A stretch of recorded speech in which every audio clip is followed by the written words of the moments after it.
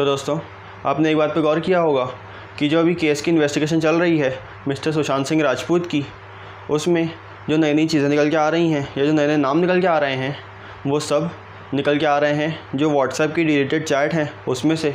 तो क्या इसका मतलब ये है कि जो व्हाट्सएप हमको बताता है कि उसके chats end to end encrypted हैं वो सही नहीं है? और अगर वो एनक्रिप्टेड हैं तो फिर ये सब नए नए नाम या नई नई चीज़ें निकल के कैसे आ रही हैं? आज हम इसी के बारे में बात करेंगे। तो नमस्कार दोस्तों, मेरा नाम है ध्वज शर्मा, आप देख रहे हैं द ऑस्कर्स वर्ल्ड। तो चलिए हम वीडियो शुरू करते हैं।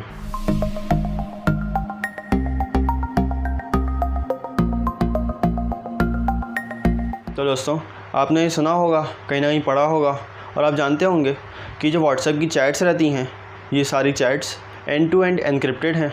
मतलब ये जितनी भी चैट्स हैं ये सब सिर्फ आप जानते हैं और आपने जिसको भेजा है वो उसको एक्सेस कर सकता है, और इसके अलावा कोई भी थर्ड पर्सन इसको एक्सेस नहीं कर सकता है।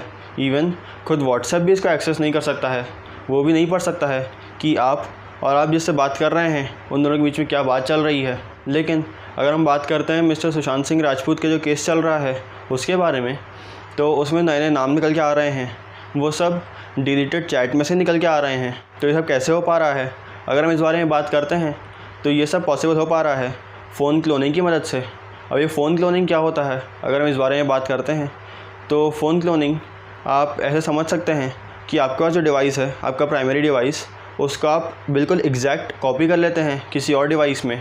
मतलब अगर आपका पास एक आपका प्राइमरी फ़ोन है और वहीं पर आपका पास एक दूसरा फ़ोन है जो बिल्कुल ही ब्लैंक है, तो उसको आप बिल्कुल आपके प्राइमरी फ़ोन जैसा कर सकते हैं। मतलब उसमें हर एक चीज़ जो आपके प्राइमरी फ़ोन में है वो उसमें आ जाएगी।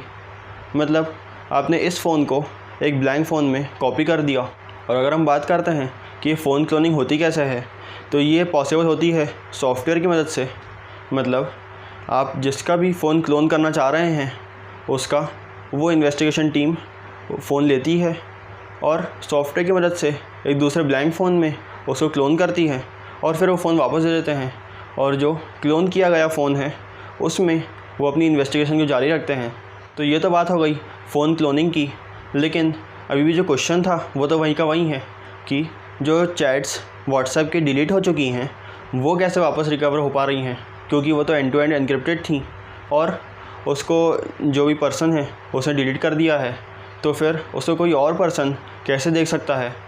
तो वो इस वजह से, क्योंकि जो भी आपके व्हाट्सएप चैट्स होती हैं वो अगर बैकअप करी गई हैं आपके, मान लीजिए गूगल ड्राइव पे, आपके आई क्लाउड में, तो वो जो बैकअप डेटा रहता है, जो बैकअप चैट रहती हैं वो एनक्रिप्टेड नहीं रहती हैं। मतलब आपके पास व्हाट्सएप है, आप किसी से बात कर रहे हैं और वो जो आप चैट कर रहे हैं वो सब एंड टू एंड एनक्रिप्टेड हैं और इवन उसको व्हाट्सएप भी नहीं देख पा रहा है कि आप क्या बात कर रहे हैं।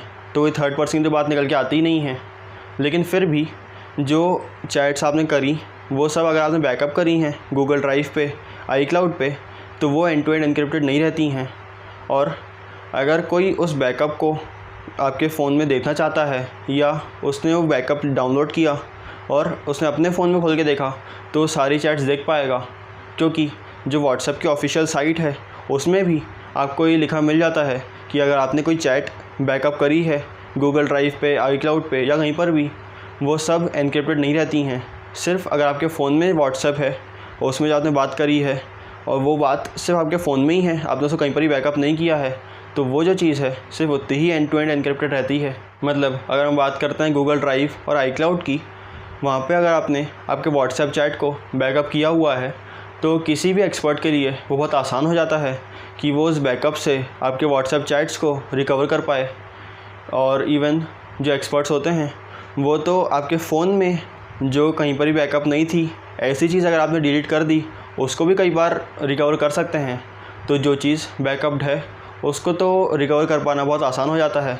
इसलिए बहुत आसान हो जाता है ये एक्सपर्ट्स के लिए, इन्वेस्टिगेशन टीम के, कि अगर कोई चीज़ बैकअप्ड है और उसको आपको वापस देखना है, उसको रिकवर करना है, तो उन लोगों को जस्ट उसको रिस्टोर करना है और फिर आराम से उसको रिकवर कर पाएंगे। और अगर हम वापस से बात करते हैं फ़ोन क्लोनिंग के बारे में, तो जो अथॉरिटीज़ रहती हैं जो इसको इन्वेस्टिगेट कर रही होती है वो टीम, उनके पास ये परमिशन रहती है कि वो फ़ोन्स को क्लोन कर सकती हैं। लेकिन अगर हम बात करते हैं एक इंडिविजुअल के लिए, मान लीजिए आपके लिए या मेरे लिए, कि अगर मैं किसी फ़ोन को क्लोन करना चाहूँ तो वो इलीगल रहता है। तो आप ये सोच रहे होंगे कि किसी भी इंडिविजुअल के लिए फ़ोन क्लोनिंग करना इलीगल क्यों है, जब उसको अथॉरिटीज़ कर सकती हैं, उनके पास परमिशन रहती है, तो हम लोग के पास परमिशन क्यों नहीं रहती है, हम लोग के लिए वो इलीगल क्यों हो जाता है। तो वो इसलिए क्योंकि आप ये सोच रहे होंगे कि जो फ़ोन क्लोन करने की बात है वो ऐसी कोई बहुत बड़ी बात तो नहीं है, बहुत आसान होता होगा। उसमें करना क्या है, सिर्फ एक फ़ोन में जो जितनी भी डेटा है वो सबको कॉपी कर देना है किसी दूसरे फ़ोन में। लेकिन वो इतनी छोटी बात नहीं है। और क्लोन करने का मतलब ये नहीं है कि जो डेटा आपके फ़ोन में है उसको आप सिर्फ कॉपी कर रहे हैं किसी दूसरे फ़ोन में, क्योंकि उसमें सिर्फ डेटा कॉपी नहीं होता है। जितनी भी चीज़ें आपके फ़ोन में रहती हैं वो सब एग्जैक्टली वहीं पर दूसरे फ़ोन में चली जाती हैं, वैसी की वैसी। और इवन फ़ोन क्लोनिंग में कई बार आप IMEI नंबर को भी कॉपी कर सकते हैं दूसरे ब्लैंक फ़ोन में।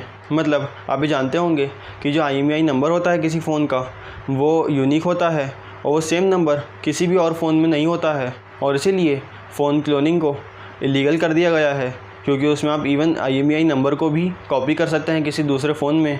तो दोस्तों, ये था पॉइंट फ़ोन क्लोनिंग का, जिस वजह से जो इन्वेस्टिगेशन टीम है वो व्हाट्सएप की डिलीटेड चैट्स को रिकवर कर पा रही है और उसको रीड कर पा रही है।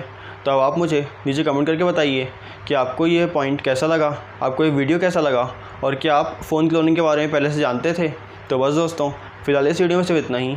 और अगर आपको ये वीडियो अच्छा लगा हो तो आप इसे लाइक और शेयर ज़रूर करें, साथ में चैनल को सब्सक्राइब कर लें। और आपके पास कोई अच्छा आइडिया हो जिसमें वीडियो बनाऊँ तो मुझे कमेंट करके बताएं। और थैंक यू दोस्तों।